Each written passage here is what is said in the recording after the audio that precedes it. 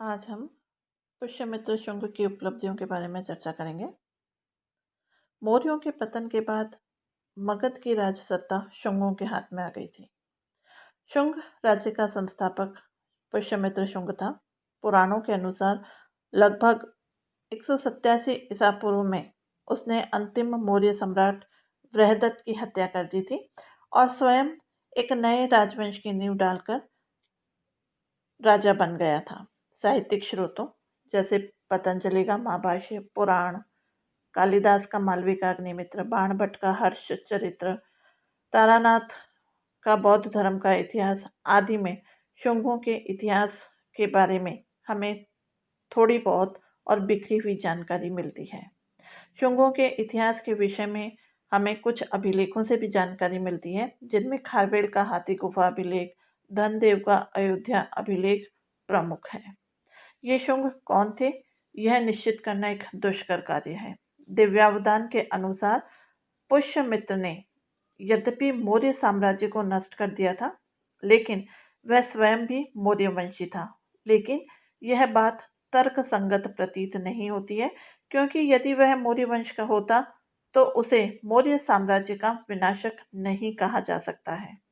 कुछ विद्वानों की धारणा है कि शुंग या तो ईरानी थे या उनका संबंध ईरान से था। ऐसा इस आधार पर माना जाता है कि शुंग वंशीय शासकों के नामों में मित्र शब्द का प्रयोग हुआ है, लेकिन इस तर्क में भी हमें कोई दम नहीं दिखाई देता है। इतिहासकार जायसवाल के अनुसार पुष्यमित्र मौर्य वंश के राजपुरोहित का पुत्र था। अशोक की धार्मिक नीति से क्षुब्ध होकर राजपुरोहित और उनके वंशज धार्मिक क्रियाकलापों से अलग हो गए और उन्होंने सेना में नौकरी कर ली थी। इसी क्रम में पुष्यमित्र भी सेनापति बन गया था, अतः शुंग ब्राह्मण थे। जायसवाल का ये मत सही है या नहीं, परंतु अन्य उपलब्ध प्रमाण भी शुंगों को ब्राह्मण ही बताते हैं। पाणिनि उन्हें भारद्वाज गोत्रीय ब्राह्मण बताता है। तिब्बती इतिहासकार तारानाथ भी शुंगों को ब्राह्मण मानते हैं। वे पुष्यमित्र को ब्राह्मण राजा कहते हैं। आधुनिक युग के अधिकांश इतिहासकार शुंगों को ब्राह्मण ही मानते हैं। प्राचीन भारतीय शासकों में पुष्यमित्र का एक महत्वपूर्ण स्थान है। उसने उत्तर मौर्यकालीन शासकों के समय में गिरती हुई राजसत्ता के गौरव को पुनः स्थापित किया था। पुष्यमित्र के सभी साक्ष्यों में उसे सेनानी या सेनापति की उपाधि दी गई है। पुष्यमित्र के आरंभिक जीवन के बारे में हमें कोई जानकारी प्राप्त नहीं होती है। वह अंतिम मौर्य सम्राट बृहदत्त का सेनापति था। पुष्यमित्र का कार्यकाल 184 ईसा पूर्व से लेकर 148 ईसा पूर्व माना जाता है, क्योंकि अंतिम मौर्य सम्राट का वध करके वह 184 ईसा पूर्व में शासक बना था। पुराणों के अनुसार उसने 36 वर्ष तक शासन किया था। बृहदत्त की हत्या करने के बाद वह मगध का शासक अवश्य बन गया था, लेकिन उसकी स्थिति डावाडोल थी। इस समय मगध की स्थिति अच्छी नहीं थी। अनेक राज्य मगध से स्वतंत्र हो गए थे। उत्तर में कश्मीर अलग हो गया था। कुछ समय बाद कलिंग भी स्वतंत्र हो गया था। वीरसेन ने गांधार में स्वतंत्रता घोषित कर दी थी और विदर्भ भी इस समय स्वतंत्र हो गया था। आंतरिक विद्रोह राज्य को खोखला कर रहे थे, अतः उसने सबसे पहले आसपास के प्रदेशों प्राची, कौशल, वत्स, आकार, अवंती को मगध में सम्मिलित किया और विदिशा को अपनी दूसरी राजधानी बनाया।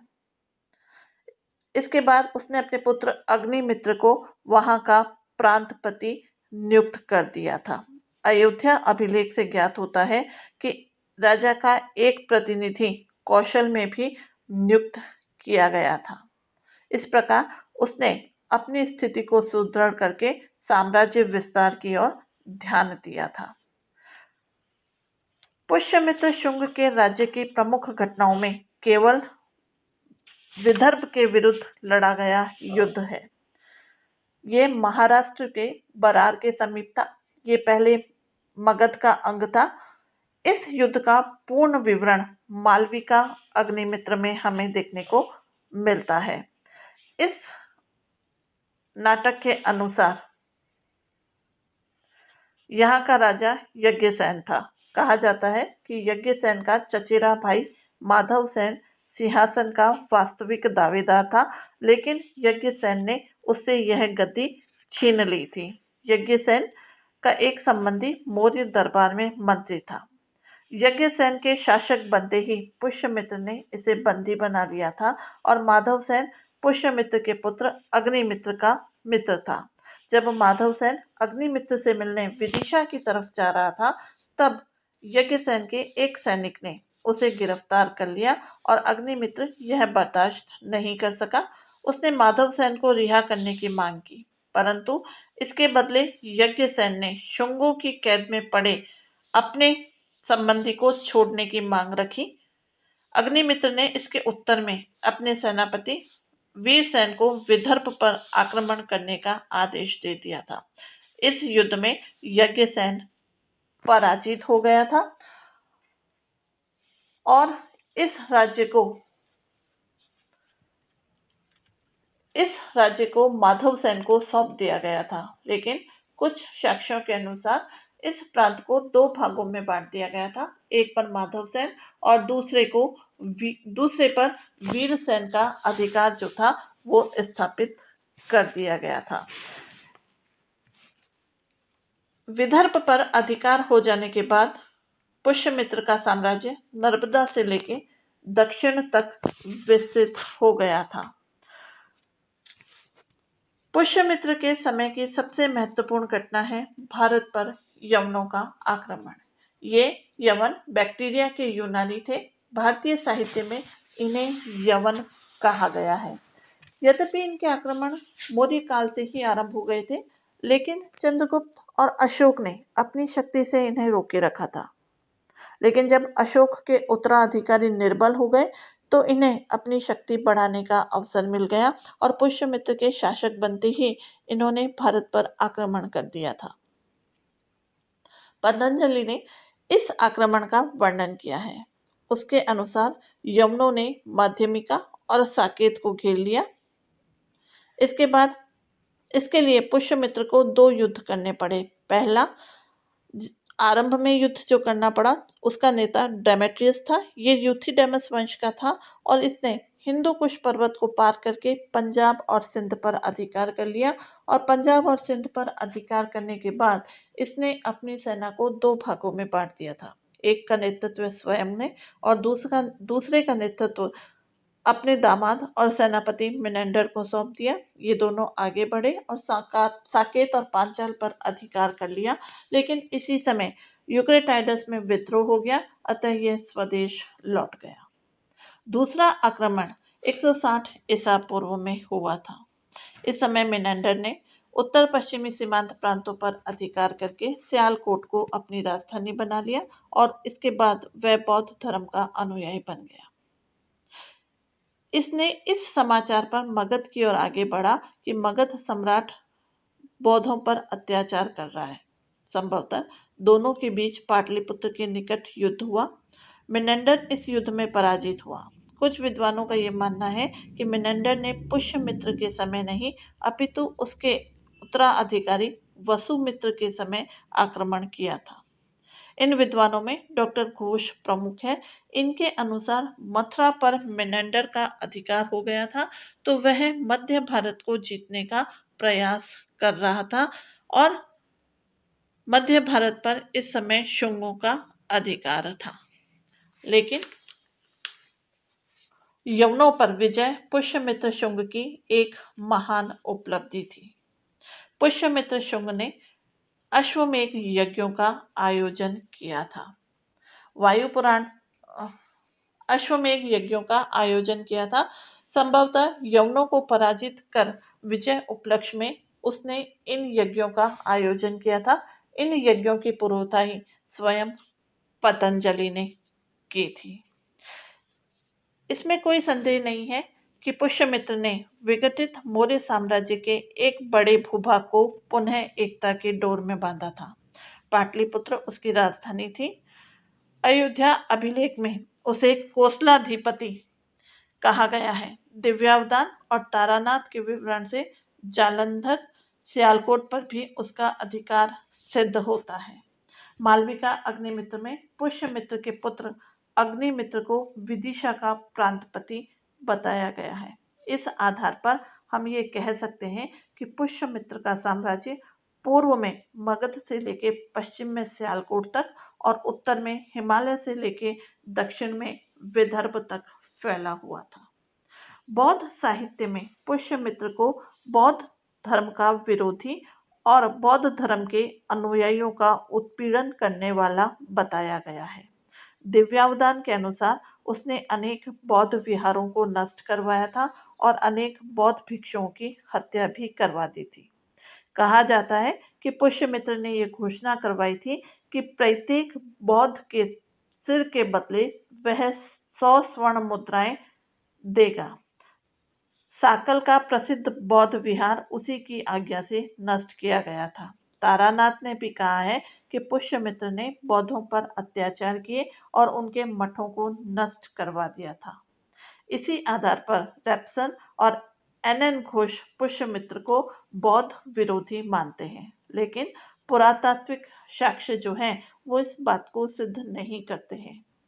विदिशा के पास भारहूत और सांची के स्तूप और वेदिकाओं के रूप में प्राप्त बौद्ध स्मारक शुंग काल के ही हैं, अतः शुंगों पर धार्मिक कट्टरता का आरोप लगाना उचित प्रतीत नहीं होता है। यह संभव हो सकता है कि बौद्धों के प्रति पुष्यमित्र के विरोध का कारण राजनीतिक रहा हो। वह स्वयं ब्राह्मण था, जबकि मौर्य शासकों का झुकाव बौद्ध धर्म की तरफ था। उसके शासक बनने पर बौद्धों ने संभवतः यूनानियों को सहयोग देकर पश्चिम और उत्तर प्रांत पर आक्रमण करने के लिए उन्हें उकसाया था। इसीलिए उन्हें दंडित करने के लिए उसने उनका वहां पर दमन किया। यदि वह विरोध का कारण धार्मिक होता तो वह अपने गृह राज्यों के पास के बौद्ध केंद्रों को पहले नष्ट करता, किंतु उसने ऐसा नहीं किया था। पुष्यमित्र शुंग एक विजेता होने के साथ साथ एक कुशल प्रशासक भी था। वायु पुराण के अनुसार पुष्यमित्र ने अपना राज्य अपने 8 पुत्रों में विभक्त कर दिया था, जो राज्य के विभिन्न भागों में सम्राट के प्रतिनिधि के रूप में शासन करते थे। यद्यपि शुंगकालीन प्रशासनिक व्यवस्था के विषय में हमें पर्याप्त जानकारी उपलब्ध नहीं है, लेकिन पतंजलि और कालिदास की रचनाओं से प्रशासन के महत्वपूर्ण यंत्र परिषद या मंत्री परिषद के विषय में हमें जानकारी मिलती है। राजा के युवराज की भी परिषद थी, जो आवश्यक विषयों पर मंत्रणा दिया करती थी। कालिदास ने विदिशा में युवराज अग्निमित्र और पतंजलि ने पुष्यमित्र की परिषद का उल्लेख किया है। सेना के संगठन पर विशेष ध्यान दिया जाता होगा, क्योंकि हिंद यूनानियों का दबाव पश्चिमोत्तर सीमा पर बढ़ता जा रहा था। पुष्यमित्र ने शासक बनने के बाद भी कोई विशिष्ट राज पदवी धारण नहीं की थी। उसकी उपाधि सेनापति या सेनानी ही रही थी। पुराणों के अनुसार पुष्यमित्र ने 36 वर्ष तक शासन किया था। उसके 8 पुत्र थे। उसने अपने जीवन काल में ही अपने साम्राज्य को अपने इन 8 पुत्रों में बांट दिया था। पुष्यमित्र के बाद उसका पुत्र अग्निमित्र शासक बना था। उसका शासन 8 वर्षों तक माना जाता है। तदुपरांत उसका पुत्र सुज्येष्ठ 7 वर्षों तक शासक रहा। इसके पश्चात अग्निमित्र का पुत्र वसुमित्र शासक बना था। वसुमित्र के बाद क्रमशः आंद्रक, पुलिंदक, घोष, वज्रमित्र, भागवत और देवभूति शासक बने थे। बेस नगर स्तंभ लेख में काशीपुत्र भागभद्र नामक शासक का भी उल्लेख मिलता है, जो संभवतः भागवत ही था। इस वंश का अंतिम शासक देवभूति था, जिसका उसके मंत्री वासुदेव कण्व ने वध करके मगध में एक नए वंश की नींव रखी थी।